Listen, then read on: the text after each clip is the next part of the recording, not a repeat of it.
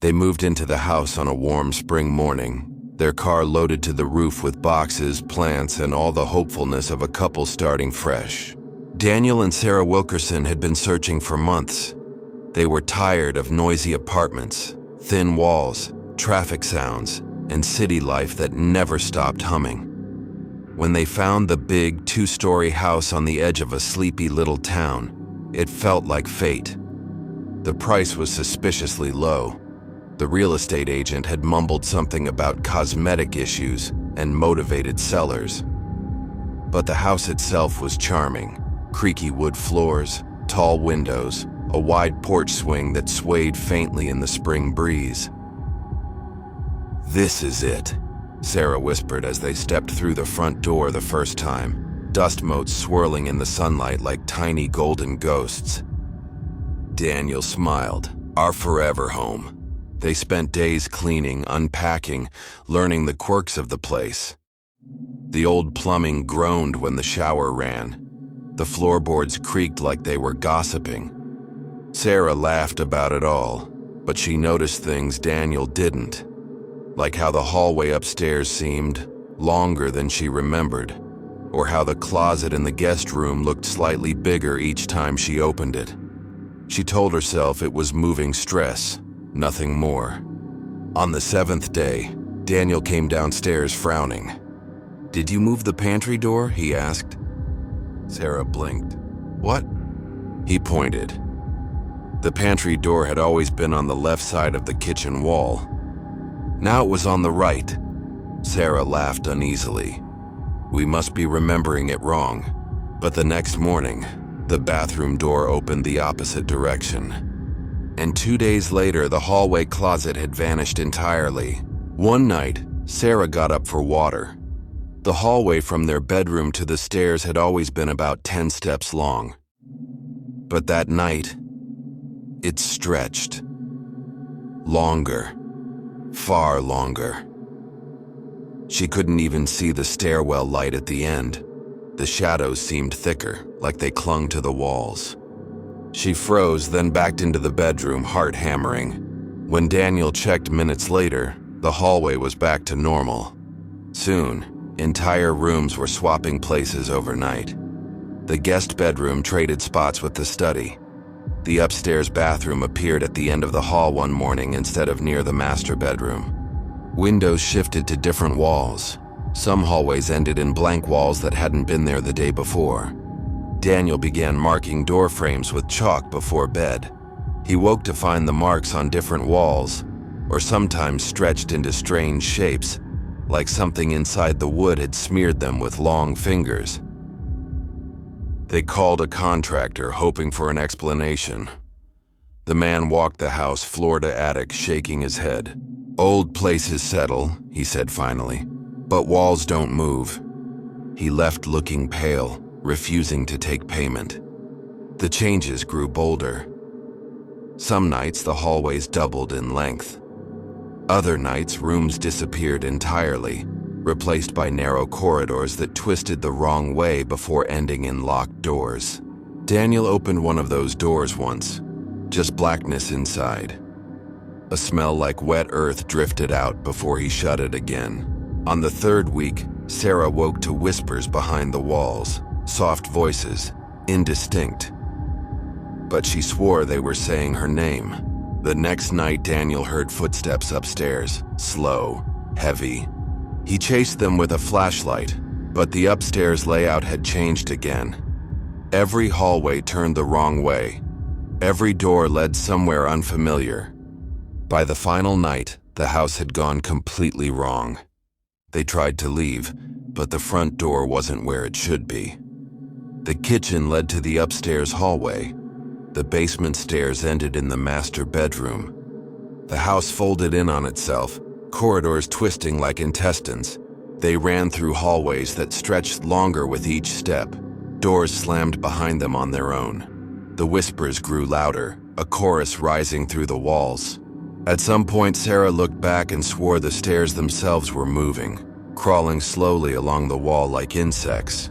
When neighbors came days later, the house was empty. But the floor plan had changed completely again. The upstairs was nothing but a single winding hallway lined with dozens of doors, all leading nowhere. When Peter and Emily Thompson bought the old farmhouse, they thought they'd found their dream home. It sat at the edge of a quiet rural road, surrounded by weathered fences, rolling fields, and a line of dark woods along the horizon. The house itself had been empty for nearly a decade, but its bones were solid. Big kitchen, wide porch, even a creaky old barn for storage. The price was suspiciously low, but the realtor insisted everything was in order. The last owner passed, she explained vaguely, shuffling paperwork. Family inherited the place but didn't want it. Peter and Emily didn't ask too many questions. They had 2 kids, a lifetime of city noise behind them, and dreams of starry nights and peace and quiet ahead. So on a gray Saturday in early spring, they moved in. The first 2 weeks were uneventful. There was the usual chaos of unpacking boxes, setting up bedrooms, fixing small problems. A leaky faucet here, a loose door hinge there. Emily loved the kitchen window overlooking the fields. Peter liked the old wood-burning stove. But sometimes when she walked the upstairs hallway, Emily felt unsettled. She couldn't explain why. Something about the far end near the attic door made her walk faster, like she didn't want to linger there too long. It was on the 12th day that Emily noticed the outline. She was vacuuming upstairs when sunlight caught the wallpaper near the attic stairs at just the right angle, revealing the faint rectangular impression of a door long since covered over. She tapped the wall. Hollow. There was space back there. A hidden room, maybe? When Peter came home from work, she showed him, excitement tinged with curiosity. They fetched a hammer, peeling back the brittle wallpaper. Beneath it, someone had nailed thin boards over an actual door frame. No handle, just a keyhole stuffed with rust. Probably just storage space, Peter said, prying boards loose. Emily frowned. Then why cover it up? He shrugged. People are weird. It took nearly an hour, but eventually the old door groaned open. A rush of cold air slid out, so cold and stale it smelled metallic, like long-sealed dust and something else. Something sour underneath. Emily coughed. God, it stinks. Peter shined his flashlight inside. The room was small, maybe 10 by 12 feet. No windows. Bare wood floor. And on the walls, handprints. Dozens of them. Small, child-sized, pressed deep into peeling wallpaper, overlapping like frantic signatures. All facing inward, as if they'd been clawing to get out. Emily shuddered. That's unsettling. Peter forced a laugh. Kids probably played in here. Used to be a playroom or something. But the handprints were high up too, near the ceiling. No child could have reached them. That night, Emily dreamed of scratching, a slow, steady sound. Nails dragging across wood. When she woke, the house was silent, but the air felt heavier. The next day, their daughter Lily refused to go upstairs alone. Why not? Emily asked gently. The girl whispered, "The lady in the wall doesn't like us." Emily felt a chill run through her veins. What lady? Lily just shook her head and wouldn't answer. Peter tried to make light of it. He swept the room out, set up a lamp, declared it perfect for storage. But that night the door stood open again when they woke. They'd left it shut. On the third night, Emily walked by and saw words scrawled in the dust on the far wall. She asked Peter if he'd written it. He hadn't. He hammered the door shut the next morning.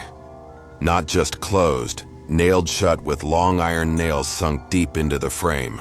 Out of sight, out of mind, he muttered. That night, at 2:14 a.m., 3 slow knocks came from inside the wall. The next morning, the nails lay scattered on the hallway floor. The door stood wide open. Peter shoved an old wardrobe in front of it. The next day, the wardrobe was moved into the center of the hall. No scratches on the floor. as if it had been carried there carefully. The kids complained of whispers through the vents. Sometimes a woman's voice, sometimes children, crying. On the 8th night, Emily stepped inside the room with a flashlight. The air was ice cold. The lamp Peter set up flickered faintly.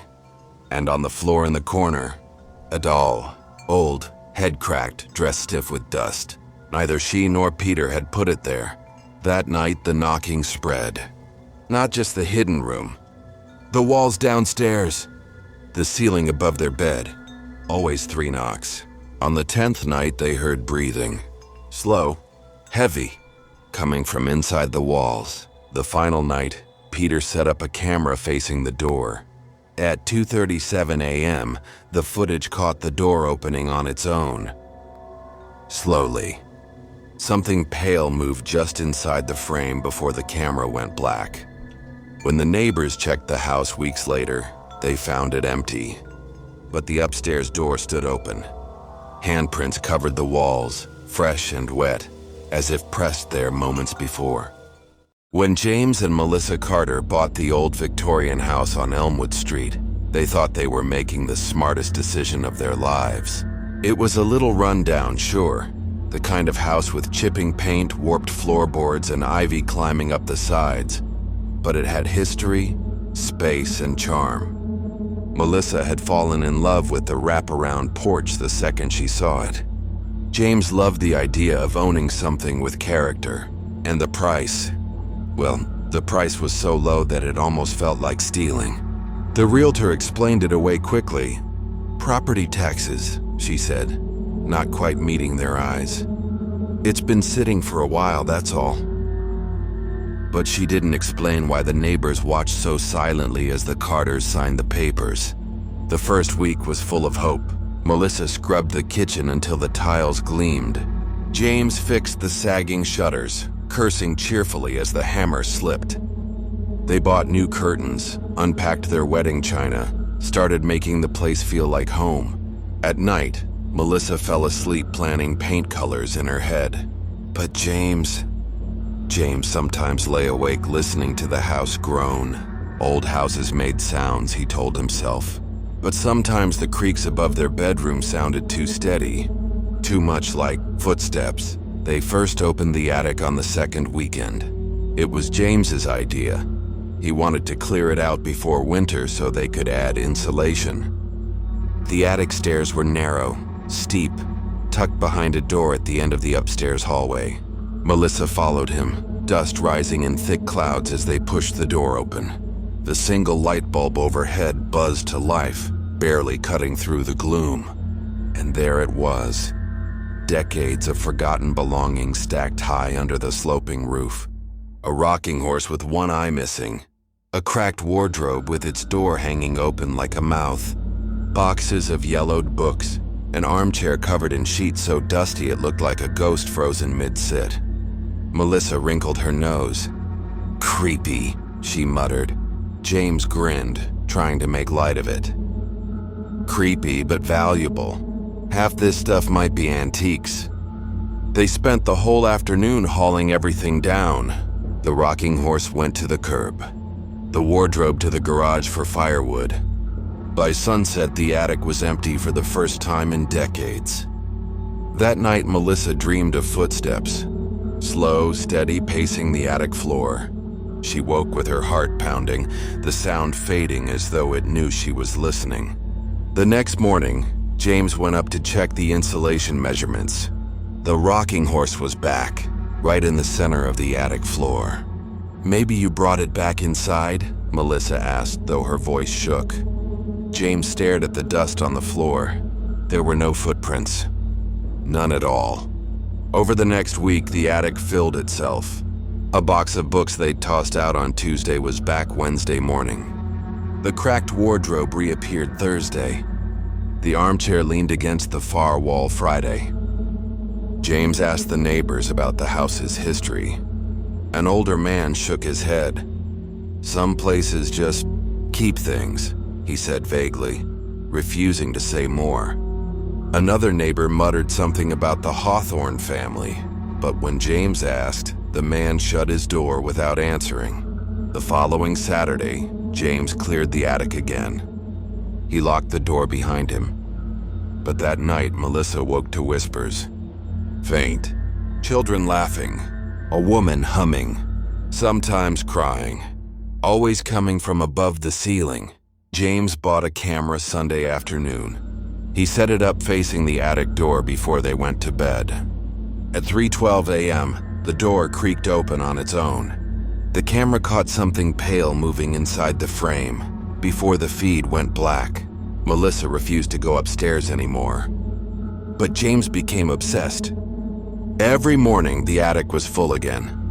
Every morning, the furniture stood exactly where it had been before they ever touched it. One night, James stayed up with the attic door unlocked. At 2:41 a.m. it began. Slow, dragging footsteps across the floor above him. He climbed the stairs, heart hammering, flashlight shaking. The attic was full. All of it back again, and in the dust by the rocking horse. Small footprints, dozens of them, like children circling something in the middle of the floor. On the final night, the banging started. Loud, furious, shaking the walls, rattling the windows. Melissa screamed for James to leave it alone, but he climbed the stairs shouting into the dark. The attic was full again. But this time the furniture was arranged in a perfect circle. The rocking horse at one point, the wardrobe at another. Chairs, trunks, boxes, all forming a ring around the center. Dust stirred violently inside the circle, swirling upward like a storm. And in the middle something moved, just enough for James to see pale fingers curling over the floorboards. Melissa heard the attic door slam from outside on the porch. She never saw James again. When the police arrived the next day, the attic was empty, but the furniture was back in its original places, like it had never been touched. Waiting. Marcus and Julia had never lived outside the city before. The constant noise, honking cars, upstairs neighbors fighting, sirens at 2 a.m., had worn them down over the years. When Julia found the listing for a colonial-style house on the edge of a small town, it felt like a sign. 2 stories, big yard, a porch wrapped halfway around. Too cheap, Marcus said when he saw the price. Old houses don't sell fast, the realtor explained as she walked them through dusty hallways on the tour. People want modern these days. Julia ran her hand along the carved banister. This is perfect. Even Marcus admitted the house felt solid underfoot. Warm sunlight slanting through tall windows onto wood floors scarred by generations of footsteps. It didn't feel empty. If anything, it felt like it had been waiting for someone. The first few weeks were typical new home chaos. Endless trips to the hardware store. Late-night pizza with unpacked boxes stacked like cardboard towers. Julia planted flowers out front. Marcus fixed the squeaky screen door. They joked about the drafty upstairs hallway, the way floorboards groaned under their weight. Old houses settle, Marcus said. But Julia didn't like the closet under the stairs. She didn't say why at first. The first time it spoke her name, she thought she'd imagined it. She was carrying laundry upstairs when a faint voice drifted from the hallway closet door. Soft, calm. Julia. She froze on the step, heart hammering. The closet was shut. The light above it flickered faintly like it was about to go out. She stood there for nearly a full minute before shaking her head, laughing nervously and hurrying to the bedroom. Stress, she told herself, just stress. 2 nights later, Marcus heard it too. He was brushing his teeth when something behind the bathroom wall spoke his name. Marcus. He turned, toothbrush in hand, expecting to see Julia at the door. The bathroom was empty. The voices didn't stop. At first, they only said names. Julia, Marcus, sometimes together, sometimes one after the other in that same low, polite tone. Then they began muttering words too soft to understand, like a conversation happening behind thick walls.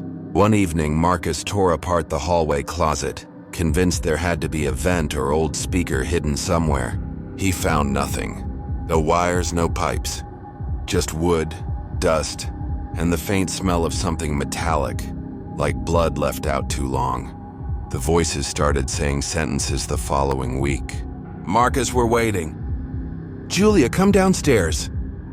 Always calm, always polite. As though whoever or whatever spoke wasn't in a hurry. Julia told Marcus about the night she heard dozens of voices at once. She'd been walking past the closet after midnight when a chorus of whispers rose from behind the door, all speaking together so softly she couldn't make out the words. She swore she heard her mother's voice among them. Her mother had been dead for 6 years. Marcus nailed the closet door shut the next morning. That night, the voices came from the bedroom walls instead. They called a contractor. He listened, nodded, then spent hours tapping walls, shining a flashlight into crawl spaces, muttering measurements under his breath. Finally, he shook his head. "Old houses make noise," he said carefully, "but walls don't talk." When Marcus tried to pay, the man refused.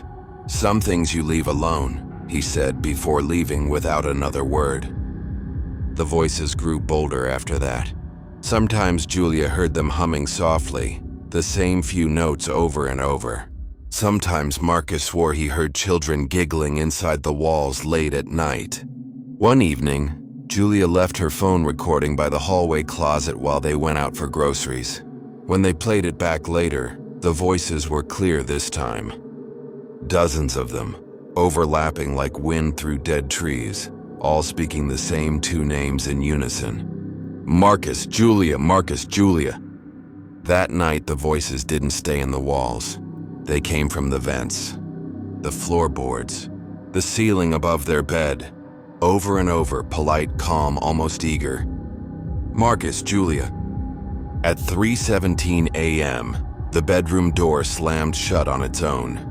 The walls shook violently, and for the first time, the voices laughed. Not like people laughing. Too wet, too low. Like something imitating laughter after hearing it once badly. The next evening, Marcus heard his own voice echo back from inside the walls, calling Julia's name while she stood right next to him. They slept in the car that night. When the neighbors came by days later, the house was silent, empty, but people still crossed the street to avoid walking too close to it. Because sometimes on still nights when the wind dies down, they say you can hear voices drifting from inside the dark windows.